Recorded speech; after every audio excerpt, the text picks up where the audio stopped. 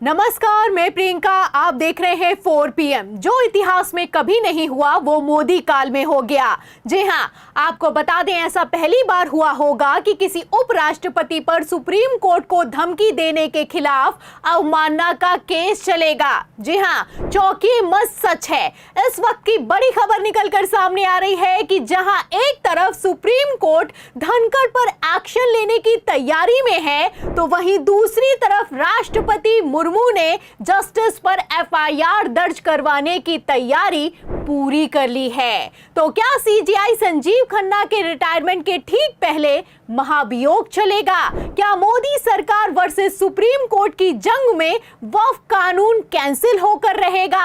सवालों के जवाब आपको एक एक करके बताएंगे। धनखड़ पर हुए एक्शन से बौखलाई भाजपा ने क्या रिएक्शन दिया है, उस पर भी आएंगे। लेकिन खबर में सबसे पहले आप बिग ब्रेकिंग देखिए। खबर आप देखिए न्यूज़ 24 की। देखिए, इसमें लिखा हुआ है कि निशिकांत दुबे के बाद उपराष्ट्रपति के खिलाफ अवमानना की कार्रवाई की मांग अटॉर्नी जनरल से मांगी गई है सहमति। तो पहले ही बिग ब्रेकिंग निकलकर सामने आ गई थी कि भाजपाई सांसद निशिकांत दुबे ने जैसे CGI संजीव खन्ना के खिलाफ घटिया भाषा का इस्तेमाल किया है, उसके चलते एक्शन होगा, अवमानना का केस होगा। लेकिन अब आप देख सकते हैं कि सिर्फ निशिकांत दुबे पर नहीं बल्कि उपराष्ट्रपति के खिलाफ भी वही कुछ होता हुआ नजर आ रहा है। एक तरफ उपराष्ट्रपति धनखड़ ने अपनी पद की मर्यादा को तार-तार करके रख दिया है, वहीं दूसरी तरफ सुप्रीम कोर्ट में याचिका पहुंच गई है।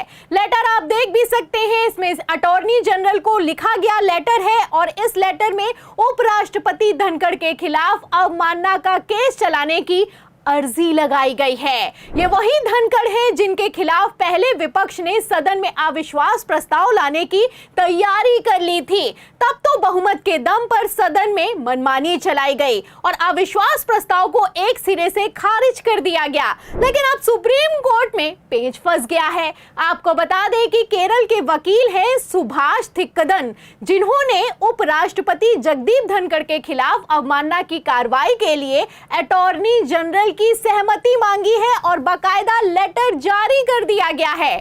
बस एक बार ये सहमति मिल गई तो वो होगा जो कि इतिहास में कभी नहीं हुआ।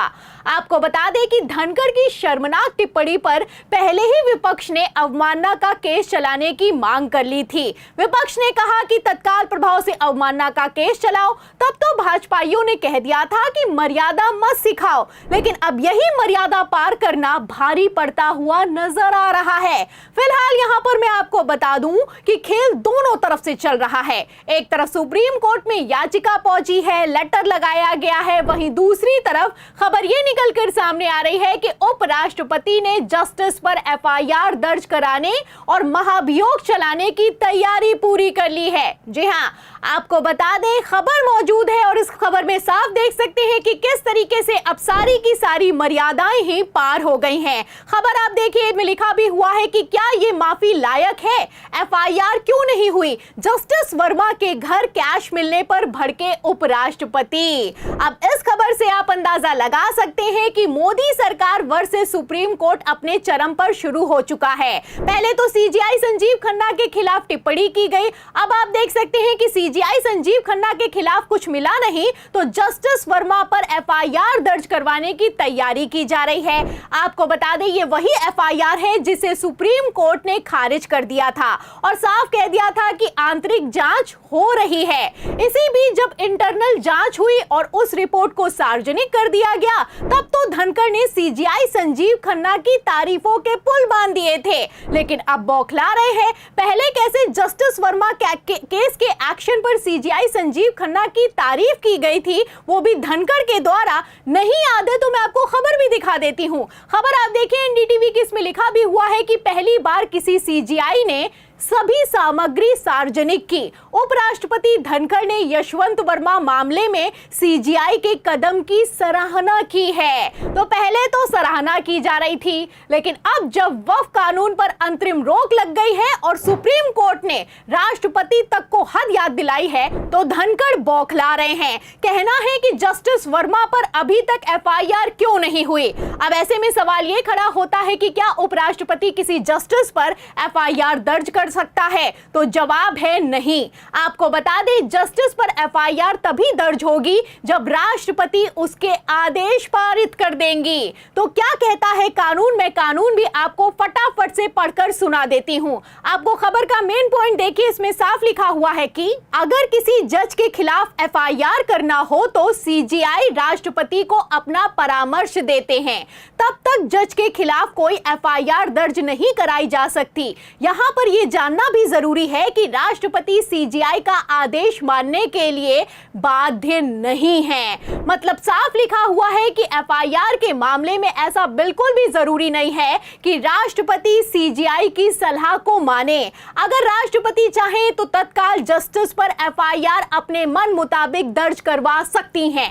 फिलहाल जैसे हालात हैं, ऐसे में अगर कल को एफआईआर भी दर्ज हो जाए तो कोई बड़ी बात नहीं होगी। आपको बता दें कि भाजपा बौखला रही है और पीएम मोदी ने जिस तरीके से अपना दौरा कैंसिल किया है और राष्ट्रपति से आनन फानन में मीटिंग की है, इतना तो साफ है कि ऐसे में कुछ बड़ा करने की तैयारी है। सूत्रों के मुताबिक मिली जानकारी से खबर निकलकर ये सामने आ रही है कि जस्टिस पर महाभियोग तक चलाया जा सकता है। तो क्या जस्टिस वर्मा पर महाभियोग चलाकर उनको हटाकर सीजेआई संजीव खन्ना पर रिटायरमेंट के ठीक पहले दबाव बनाया जा रहा है? वक्त की सुनवाई के ठीक पहले दबाव बनाया जा रहा है। और क्या इस दबाव के चलते 5 मई को सुप्रीम कोर्ट में वक्फ कानून पर एक्शन नहीं होगा? आपको बता दें कि खेला दोनों तरफ से अपने चरम पर चल रहा है।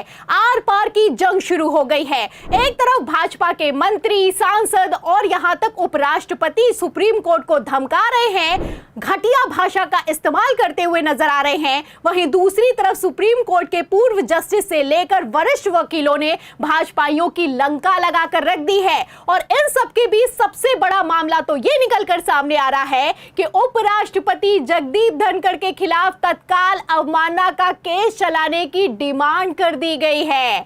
आपको बता दें कि एक पदेन उपराष्ट्रपति पर अवमानना का केस होना अपने आप में बहुत बड़ी बात है। एक्शन तो छोड़िए, अवमानना की अर्जी ने भी भद्द पिटवा कर रख दी है। फिलहाल जैसे मोदी सरकार बौखलाई है, जैसे मोदी सरकार वर्सेस सुप्रीम कोर्ट शुरू हो गया है, ऐसे में वक्फ कानून तो सुप्रीम कोर्ट से कैंसिल होकर ही रहेगा।